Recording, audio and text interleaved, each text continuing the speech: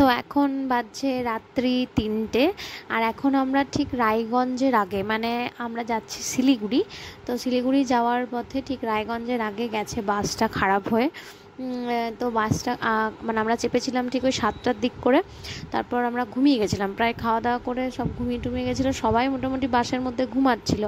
তো ৩টের সময় দেখলাম বাস খারাপ হয়ে গেছিলো। তারপরে ওখান থেকে নেমে আমরা আবার গাড়ি, অন্য একটা গাড়ি ভাড়া করি, তারপর আসি শিলিগুড়ি। দেখো এখন বাজছে 8টা সকাল, আমরা পৌঁছে গেছি শিলিগুড়ি।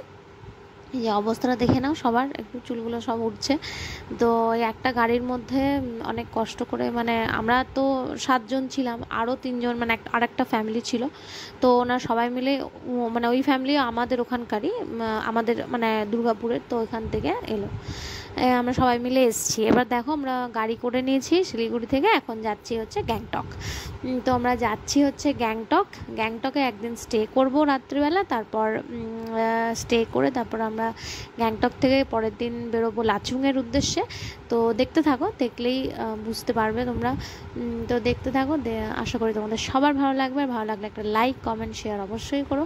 আর ভালো লাগলে ভিডিওগুলো আমার চ্যানেলটাকে সাবস্ক্রাইব করে দিও প্লিজ।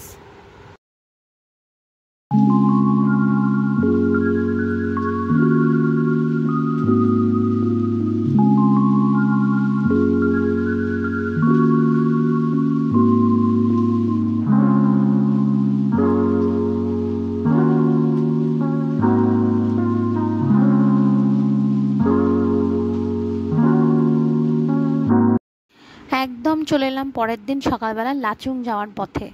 কারণ আমাদের আগের দিনকে পৌঁছাতে পৌঁছাতে অনেক বিকাল হয়ে গেছিলো, বৃষ্টিও হচ্ছিল গ্যাংটকে, আর আমার ফোনে একটুও চার্জ ছিল না। তাই জন্য তোমাদের সাথে আমার হোটেল রুমটা শেয়ার করতে পারিনি। তবে হ্যাঁ, লাচুংয়ের যে ডিটেলস ভিডিওটা আসবে তার মধ্যে হোটেল রুমটা নিশ্চয়ই তোমরা দেখতে পাবে। তো দেখো আমরা লাচুং যাওয়ার পথে যে সাইট সিনগুলো পড়ে সেগুলোই দেখতে দেখতে যাচ্ছি। আর রাস্তায় ছিল একটা খুবই সুন্দর একটা কাঞ্চন, মানে কাঞ্চন বলছি, একটা খুব সুন্দর ওয়াটারফল ছিল, সেটা দেখার জন্যই আমরা এখানে নেমেছিলাম। তো কিন্তু এত ভিড় ছিল যে আমি এটা সুন্দরভাবে তুলতে পারিনি। যাই হোক, আমি উপর থেকেই যতটুকু হয় ততটুকু মানে দেখিয়েছি তোমাদেরকে। আর এখানে আমরা ম্যাগি খেয়েছিলাম। এখানকার তো মানে কি বলবো, ম্যাগি, ওয়াইফাই, মোমো, এগুলো তো মানে দুর্দান্ত খাবার, আর এগুলো ভীষণ ভালোও লাগে খেতে। তো যাই হোক, এগুলো আমরা খেয়ে তারপরে একটু এগিয়ে গিয়ে দেখে এসেছিলাম ওয়াটারফলটা।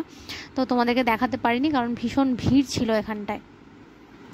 আর কি বলতো, চারিদিকে এত সুন্দর দৃশ্য, মানে কি বলবো, মানে চোখে দেখবো না ক্যামেরায়, মানে ক্যামেরা বন্দি করব, সেটা আসলে বুঝতে পারছিলাম না।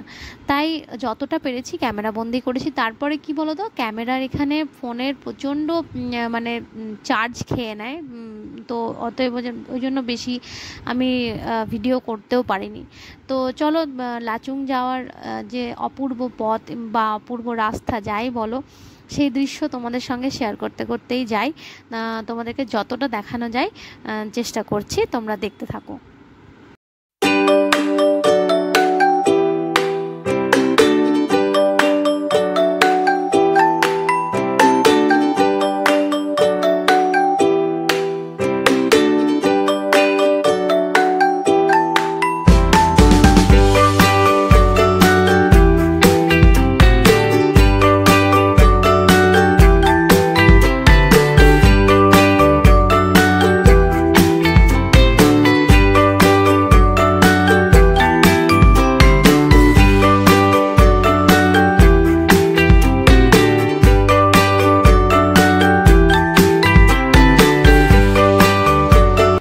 কথা কিন্তু না বললেই নয়, এই যে লাচুং যাওয়ার বা নর্থ সিকিম যাওয়া বা সিকিমে পুরোটাই যখন আমরা আসি, আমি যতবারই এসেছি, এইবার নিয়ে আমার হয়তো 3বার হয়ে গেল, মানে 2বার আমি সিকিম এসেছি আর একবার দার্জিলিং এসেছি।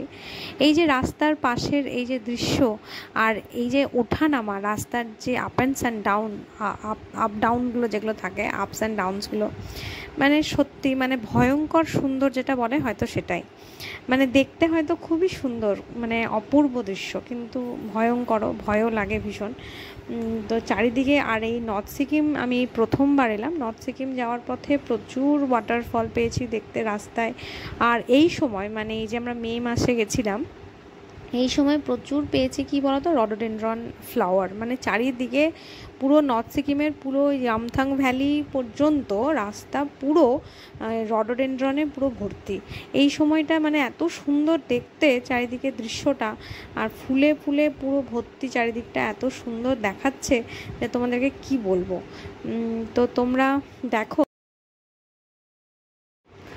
তো এটা দেখো লাচুংয়ের যে আমরা যে রিসর্টটায় ছিলাম বা হোটেল যাই বলো, সেখানের দৃশ্য এটা। বেরিয়েই একদম সামনেই সুন্দর বড় বড় পাহাড় আর বরফে মোড়া যে পাহাড়ের চূড়াগুলো সেগুলো দেখতে পাওয়া যাচ্ছে।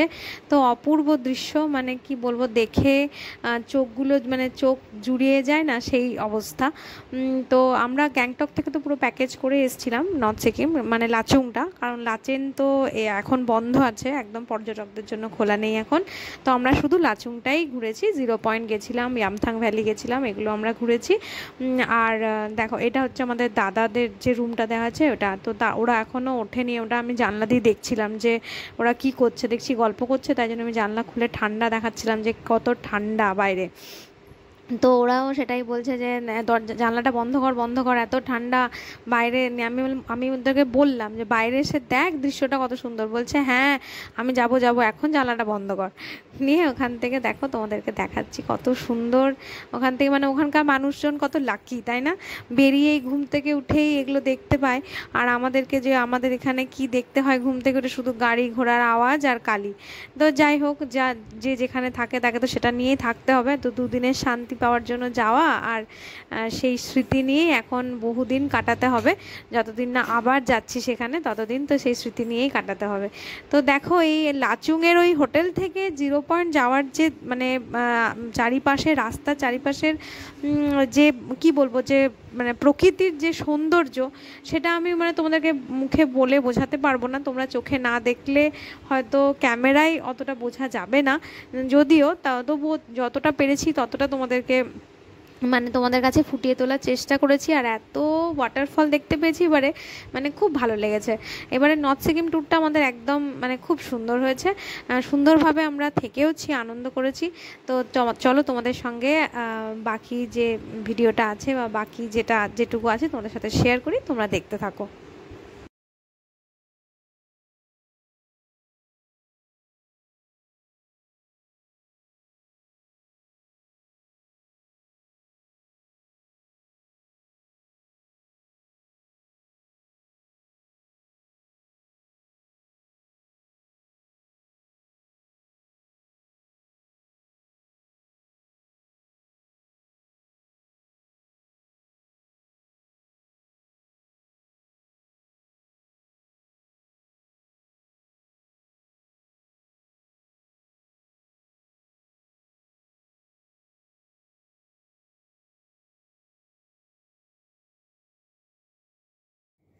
তো চলো 0 পয়েন্ট ঘুরে আমরা চলে এসেছি ইয়ামথাং ভ্যালিতে। আর এখানে এই নদীর জল, তিস্তা নদী বয়ে যাচ্ছে, নদীর জল এত ঠান্ডা। আমি একটু জুতো খুলে পা দিয়েছিলাম, বাবা সে তো আর বলো না কি ঠান্ডা। তারপরে তো আমরা অক্সিজেনের প্রবলেম হচ্ছিল 0 পয়েন্টে ওখান থেকে, তাই জন্য তাড়াতাড়ি নেমে এসেছি। আর এখানে বসে খুব ভালো লাগছিলো, কিন্তু ভীষণই ঠান্ডা ঠান্ডা ঠান্ডা হাওয়া দিচ্ছিল। তাই এখানেও আর অনেক দেরিও হয়ে যাচ্ছিলো, আমাদেরকে আজকেই গ্যাংটকও ফিরতে হবে। তো তাই জন্যই বেশিক্ষণ লেট না করে আমরা আবার এখান থেকেও তাড়াতাড়ি বেরিয়ে গেছিলাম।